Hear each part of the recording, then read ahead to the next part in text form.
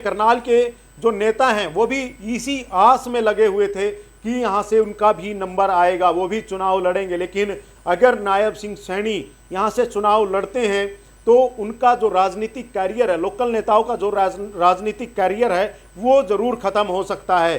कि अगर नायब सिंह सैनी करनाल से चुनाव लड़ेंगे या कोई भी बाहरी उम्मीदवार करनाल से चुनाव लड़ेगा तो भाजपा के कई बड़े नेता, लोकल नेता भाजपा को छोड़ सकते हैं। कई तो जो है आजाद उम्मीदवार के तौर पर भी चुनावी मैदान में उतर सकते हैं। ऐसी भी खबरें आ रही हैं। पिछले काफी दिनों से सोशल मीडिया पर लगातार चल रहा है कि लोकल उम्मीदवार को भाजपा टिकट दे करनाल से, बाहरी उम्मीदवार को अगर टिकट देगी तो काफी नुकसान हो सकता है। नमस्कार, मैं हूं रजत राणा, आप देख रहे हैं वायरल हरियाणा। दोस्तों, हरियाणा विधानसभा चुनाव पर सबकी नजरें हैं और करनाल विधानसभा सीट पर भी सबकी नजरें हैं। और करनाल विधानसभा सीट में की अगर बात करूं तो भाजपा में दो गुट बनते हुए दिखाई दे रहे हैं। कहीं ना कहीं अगर बात हो फूट की तो कहीं ना कहीं फूट भी भाजपा में दिखाई दे रही है करनाल विधानसभा सीट पर। आपको बताना चाहूंगा यहां पर दो गुट बन चुके हैं। एक गुट है मनोहर लाल खट्टर का गुट, तो दूसरा है नायब सैनी गुट। और अब जब टिकटें बंटनी हैं और टिकटों को लेकर काफी मारामारी चली हुई है, तो हरियाणा में विधानसभा चुनाव के बीच करनाल सीट को लेकर सीएम नायब सैनी और केंद्रीय मंत्री मनोहर लाल खट्टर समर्थकों के बीच जो है वो काफी घमासान देखने को मिल रहा है। काफी संख्या में कल जो मनोहर लाल खट्टर गुट के लोग हैं वो मनोहर लाल खट्टर से दिल्ली में मिलने के लिए पहुंचे और उन्होंने अपनी मांग रखी है कि नायब सैनी को करनाल की बजाय लाडवा या किसी अन्य सीट से चुनाव लड़वाया जाए।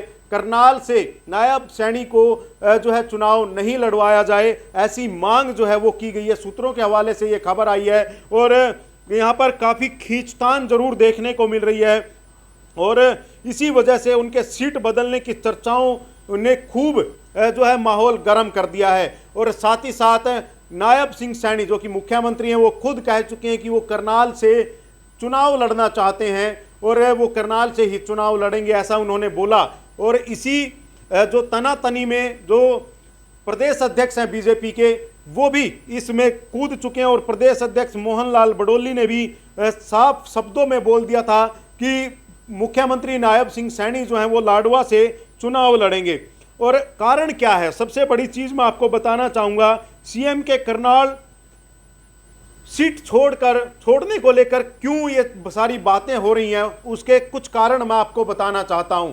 सबसे बड़ा कारण है नायब सिंह सैनी बाहरी उम्मीदवार हैं। आप सोशल मीडिया पर भी देख रहे होंगे, पिछले काफी दिनों से सोशल मीडिया पर लगातार चल रहा है कि लोकल उम्मीदवार को भाजपा टिकट दे करनाल से, बाहरी उम्मीदवार को अगर टिकट देगी तो काफी नुकसान हो सकता है। बाहरी उम्मीदवार के तौर पर पिछले 10 सालों की अगर बात करूं तो पहले 9.5 साल जो मुख्यमंत्री थे हरियाणा के मनोहर लाल खट्टर, वो विधायक थे करनाल के, वो भी बाहरी थे और उसके बाद नायब सिंह सैनी आ गए। यहाँ पर दिक्कत ये है कि बाहरी उम्मीदवार आने से देखिए अब दोनों मुख्यमंत्री बने और करनाल की जनता को विधायक जो है नहीं मिला। विपक्ष भी ये बड़ा आरोप लगाता है कि करनाल की जनता को विधायक नहीं मिला। एक विधायक को जनता इसलिए चुनती है ताकि अपने सुख दुख में जो है वो खड़े हों और जो उनकी दिक्कतें हैं, परेशानियां हैं, वो उनसे शेयर कर सकें, उसका समाधान करवा सकें। लेकिन वो मुख्यमंत्री बने, करनाल के जो भी विधायक बने पिछले 10 साल में वो मुख्यमंत्री बने, तो ऐसे में उनसे मिलना जो है बड़ी अपने आप में टेढ़ी खीर साबित हुई।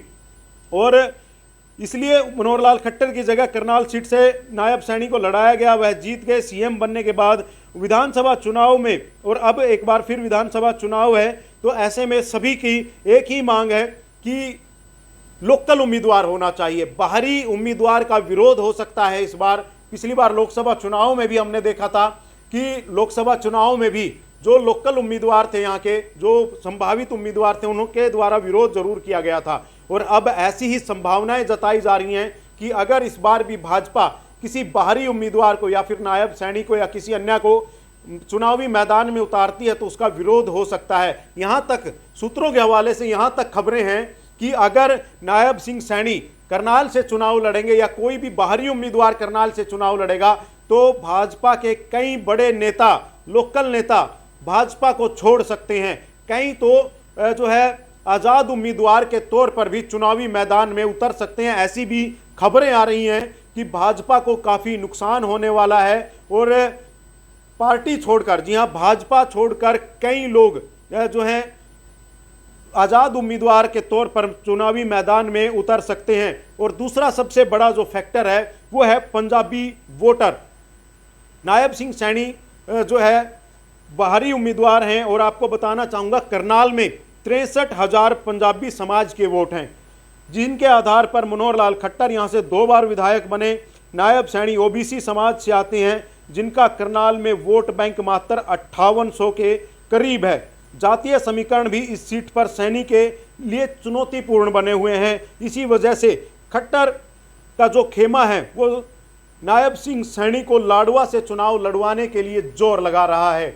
और एक और बात, नाराजगी बहुत ज़्यादा है और नाराजगी के चलते जब उपचुनाव हुआ था, उपचुनाव में जब सबको पता चला कि यहाँ पर अब नायब सिंह सैनी मनोहर लाल खट्टर की जगह पर चुनाव लड़ेंगे, तो भाजपा के नेता थे अशोक सुखीजा, शमशेर नैन ने तो उनके खिलाफ जो है नामांकन तक भर दिया था। हालांकि बाद में उनको मना लिया गया था, लेकिन जो विरोध है वो इस बार पहले से भी ज़्यादा देखने को मिल सकता है। इसका एक और बड़ा कारण मैं आपको बता दूं, लोकल जो नेता हैं जो पिछले 10 सालों से इंतजार कर रहे थे कि जो है उन्हें भी मौका मिलेगा चुनाव लड़ने का, क्योंकि जो भी राजनीति में जो भी नेता आता है उसका एक ही सपना होता है कि वो भी अपनी विधानसभा से चुनाव लड़े, विधायक बने, मंत्री बने।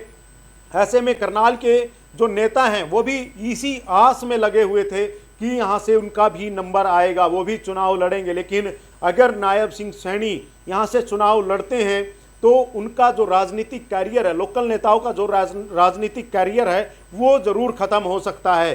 तो ऐसे में लोकल नेता इस बार विरोध करने के पूरे मूड में हैं। अगर लोकल कोई भी नेता नहीं आया, बाहरी उम्मीदवार आया, तो विरोध होना लगभग तय है। नायब सिंह सैनी के लिए लाडवा की सीट सेफ बताई जा रही है। क्यों सेफ बताई जा रही है? क्योंकि यहाँ पर अगर बात करें 1,95,000 वोटर हैं, जिनमें से 50,000 वोट जो हैं वो जाट समाज के हैं। इसके अलावा अगर सैनी समाज की बात करूं तो 47,000 वोट सैनी समाज के हैं। ओबीसी के 90,000 वोट हैं।